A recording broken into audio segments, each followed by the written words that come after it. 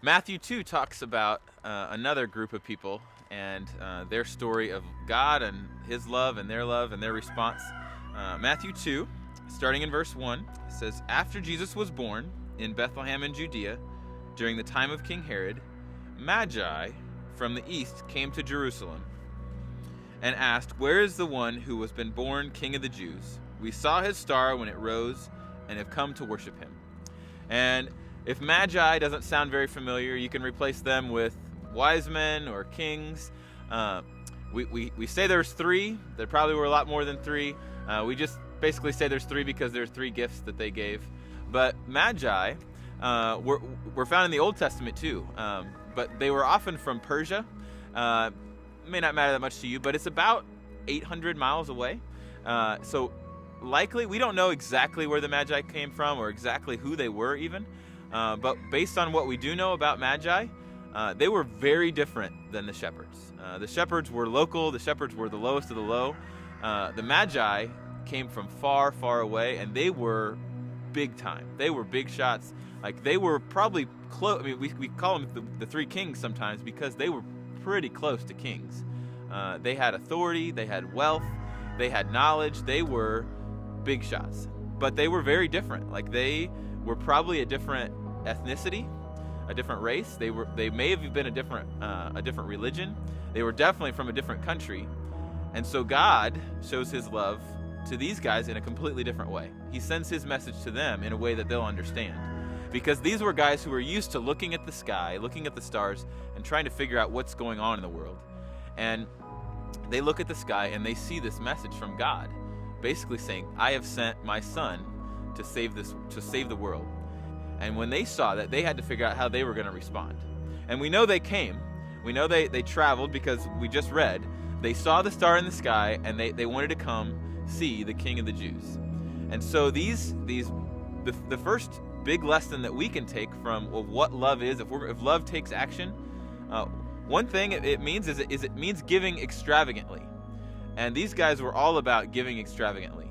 And a lot of times we think of the gifts, and we'll get there in a minute, but more than that, like, these big shots, these big time guys spent probably months of travel on the road. Like, these guys gave their energy and just to get there to see Jesus and to worship him.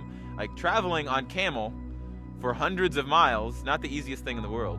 Giving up that much time to come just to worship this baby is a big gift, is an extravagant gift. And so sometimes love, true love, and the action that comes from true love means giving extravagantly. Giving of your time, giving of your energy, because you love someone, and when you love them, you're going to give, and you're going to serve, and you're going to give extravagantly. And their gifts went beyond just their time and their energy. What they're most famous for is their gifts, their literal gifts. In Matthew 2, verse 9 through 11, after they had heard the king, they went on their way, and the star they had seen when it rose went ahead of them, until it stopped over the place where the child was. When they saw the star, they were overjoyed.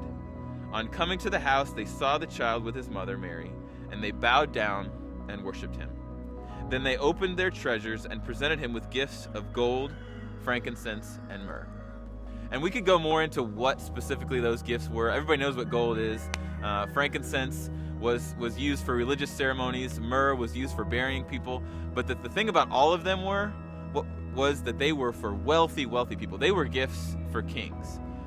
Like, if you were going to use myrrh in your burial, it was because you were a king. Like, they found it in mummies and big time people. All of those gifts were extravagant gifts. And so this year, this Christmas, as we talk about bringing love down to earth and showing love